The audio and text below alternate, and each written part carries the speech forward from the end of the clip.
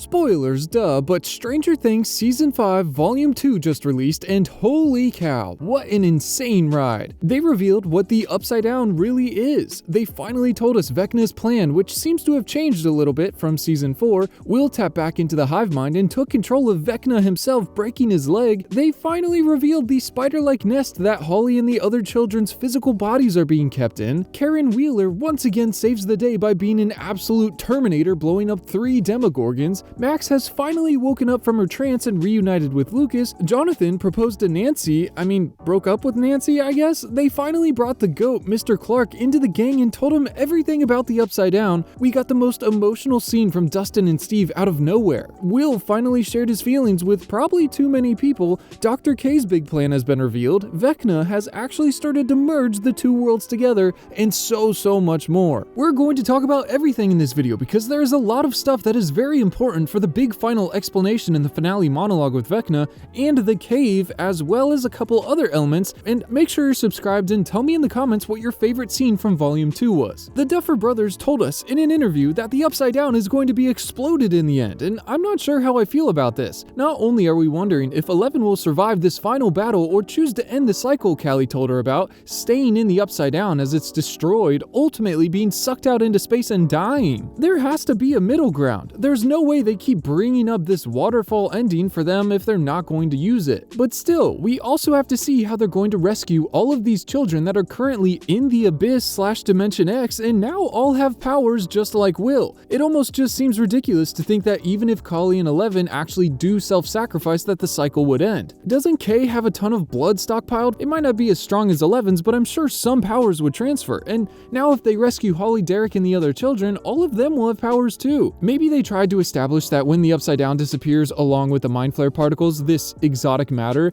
everyone's powers will disappear, specifically the 12 children's and Will's, but they didn't make this very clear. I think there was just so much going on in this season like we were expecting that they really just didn't have time to cover everything. And that's saying something, since the majority of this entire season, especially Volume 2, is just exposition, just characters explaining things. It was crazy how often I rewound a couple seconds to rewatch pieces here and there. Going into Volume 2, I really thought that Episode 6, Escape from Camazotz, would be my favorite episode. Seeing the demos come after Max's physical body in the hospital as her and Holly and Vecna's mind try to escape, but honestly, I was very thoroughly surprised by the ending of Episode 5, Shock Jock. I think that scene of Will taking over Vecna's body and saving Max and Holly might have been my favorite from all of Volume 2, or at least in the top 3. I'm still processing. It's crazy that in the last trailer breakdown video, not only did we predict what would happen, but I also photoshopped Will here with the white eyes 2 weeks before Volume 2 released, and it looks exactly like the show. That's crazy. But this entire scene, seeing Jamie Campbell Bower take on 3 different characters at the same time as he corners Max and Holly in this memory of the Wheelers' household, almost killing Max again, and then the gang at the radio tower drags a dead demo up to the Radio Shack, shocks it back to life so Will can go through the hive mind and brutally take control of Vecna himself, breaking his leg and saving Max. Oh my gosh, and seeing him puppet Vecna's body and speak through him,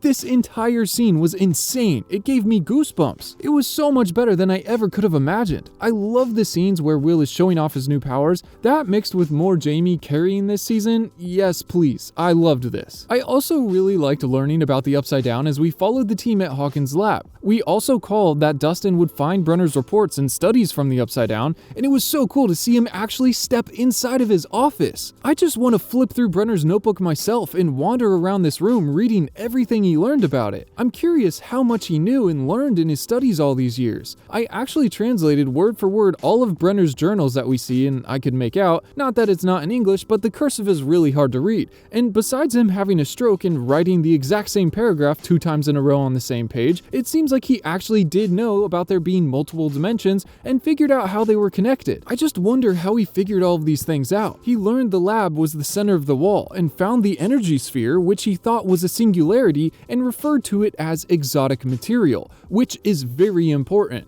He wrote that transversable wormholes use exotic matter with negative energy density to counter the gravitational forces that should cause the wormhole to collapse. This exotic matter could create a repulsive gravitational effect, which is necessary to keep the wormhole open and stabilized. And the gang's plan for the finale, like we see on the board, is Murray's going to go to the roof with the C4 door and blow it to smithereens, hoping to collapse the wormhole. But going back a second, I'm sure you noticed how many times they said these words in Volume 2. Exotic matter. Exotic matter because said the exotic matter. By exotic matter. You're the exotic matter. They are just hammering this home because it's a new term and very important to the Stranger Things lore. In the first Shadow stage play, they tell us that exotic matter is what Henry found in the cave this day. That's what the Russians stole from the lab and ran away with. It's what Brenner says that they extracted from his father and now is inside of Henry. This matches up perfectly with how the mind flare particles act. They go inside of you and control you. They did the same thing to Will and they exorcise them out of him. They do this in the play between Brenner's father and young Henry at one point, it seems, but it's weird that it doesn't look the same. It looks like an energy ball, a singularity, not mind flare particles. The stage play is the first time they use this term in Stranger Things,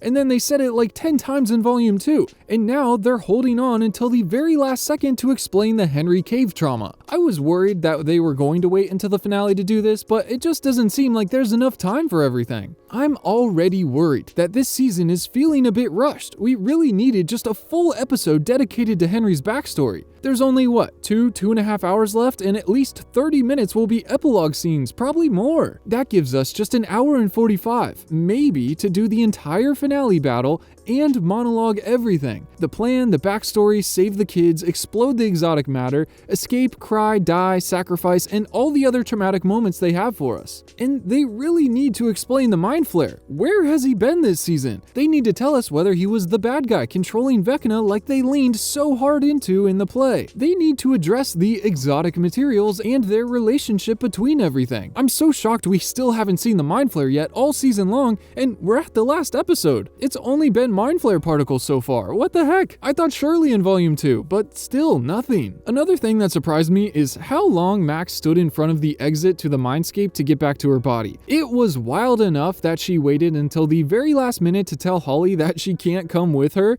that she needed to find her own way back to her own body, but the fact she spent 5 full minutes sitting here looking at Lucas through this window when the last time she saw this was almost 2 years ago. And Kate Bush's running up that hill is only 4 minutes and 58 seconds long. There's no way that Max could have known that they made her an entire hour-long mixtape of the same song playing over and over again. Because last time, it took a little over 1 minute before the window disappeared. 1 minute and 6 seconds to be exact. She stands here talking with Holly for 5 minutes and 10 seconds. That is insane. Even if she found the window at the beginning of the song, the entire thing would be completely over by now and Lucas would have to rewind it just like last time, closing the window if he hadn't made this hour-long mixtape. I just can't believe that she would wait until she got here to explain everything to Holly and take so long in doing so. I thought that they were going to make Holly tell Max to go, run to her body quickly, and that she would find another way out, pushing Max to sprint immediately. I mean, it just felt like what we were saying before Volume 2 came out. Even if Max gets back here and goes back to her body, Holly still needs to find a way back to her own body, which is stuck in the lair, the pain tree the Duffers are calling it, which is literally just the castle from the Dark Crystal. I mean, it kind of looks like a crinkled up dead spider upside down, or possibly the mind flare, but I don't know. Sure enough, Holly wakes up and somehow manages to escape the tree in Dimension X, falling through a portal which would 100% have resulted in her death if Vecna didn't save her at the last minute. They kept teasing that Season 5 would be dark, and as she's falling, I was wondering if this was going to be them turning to the dark side. Are they going to kill her off like this? I mean, it'd be too jarring and unwarranted, almost like an accident for her to go out like this,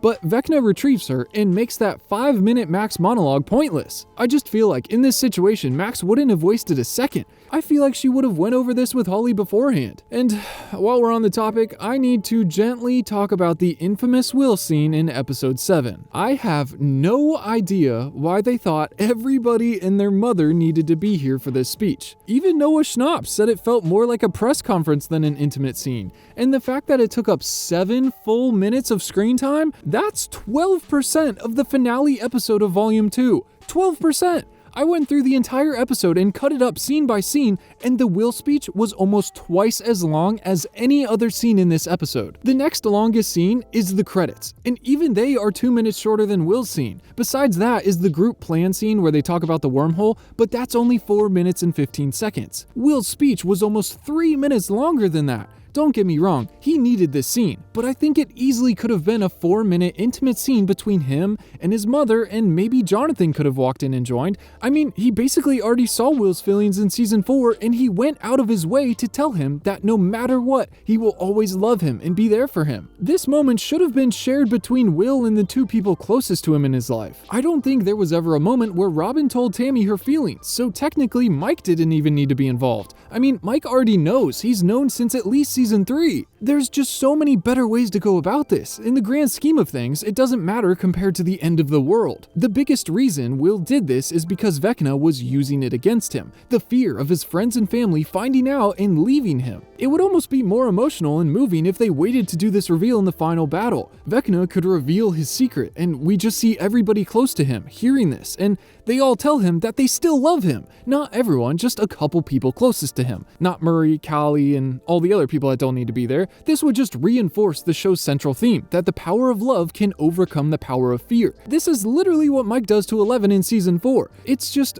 Will deserves good moments this season. After all of the other seasons sidelining him and putting him in the backseat, he's been through so much. I think this scene just didn't hit as well as it should have, for the same reason that people didn't like the Lost Sister Callie episode in season 2. They spent all season building up to this big finale, and then they put everything on pause to deal with something completely unrelated for way too long. And that's literally what they did with Will's speech. I really hope that he's important and useful in this final battle against Vecna and the exotic materials, or whatever we're calling the Mind Flayer now. I'm also concerned about Callie and her plan to stay in the Abyss with Eleven to end the MK Ultra cycle. We see that Kay is trying to do the same thing Brenner was with breeding more supers, and to prevent it from happening again, Callie says she thinks her and Elle should self-sacrifice. But there's just too many loose ends. With these 12 children now having powers, there's no real way to know if they have anything special in them that can be extracted and replicated to do the same thing. Is Callie going to try to keep the children with her instead of saving them? That would be crazy. But even if they do that successfully, Dr. K still has gallons of Callie's blood that's already being pumped into pregnant women and their children. Someone would have to eliminate Kay, burn all of her research, eliminate the pregnant women, dispose of all the blood, and then what about all of the other scientists that used to work with Brenner at MK Ultra? All the ones that Callie was hunting down. I'm sure there's others out there. Who's going to track those down and burn all their research and stop them from ever doing anything bad with that knowledge? And there's also Will too. Is she going to try to keep him with them in the Abyss because he has powers? She doesn't know the difference. She just got here. There's just too many loose ends for them to actually ever end this cycle. And I thought it was so crazy that directly underneath the ground of Dimension X, the Earth's gravity is so strong it was able to send Holly into an immediate free fall. It's not evenly proportional with two gravitational fields like Hollow Earth, where when they meet in the middle, gravity cancels out and you float. When you go from real Hawkins into the Upside Down, gravity flips. But not here. You fall straight through the floor. Apparently, in the entirety of this wormhole, you only fall in one direction. How does Vecna and the Demogorgons travel between the Abyss and the Upside Down? Do they float, or fly, or teleport? Because in the Duffer's drawing of how everything works, the two main worlds, Hawkins and Dimension X, or the Abyss, seems to have been called Shadowfell here, another D&D term. And each of these has its own flipped upside down version of it, and then the vertical height of the wormhole is completely empty. And yes, Hopper did suggest using a chopper, but we've already seen the shots of them at the top of the radio tower waiting for the worlds to merge enough to use the tower to access Dimension X's upside down, and it seems like they're literally just going to wait until the tip of the tower is poking through the ground onto the top side of Dimension X, and then they'll try to have to get through that unscathed. And the shot from the new trailer kind of looks like that's what they'll be doing, but I still think we need more lore explanations. I think for how fast the pacing is as they try to wrap up all the loose ends and explain everything,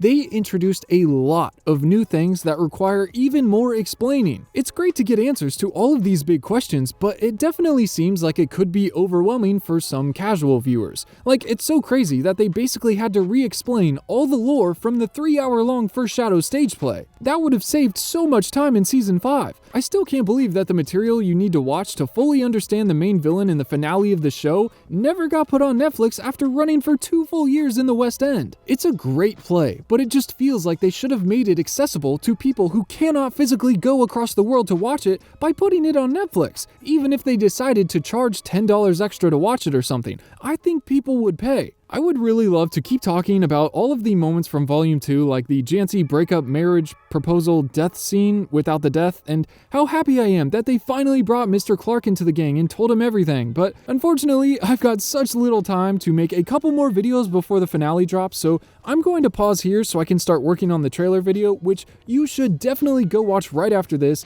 and I will see you very soon with the next one. Peace.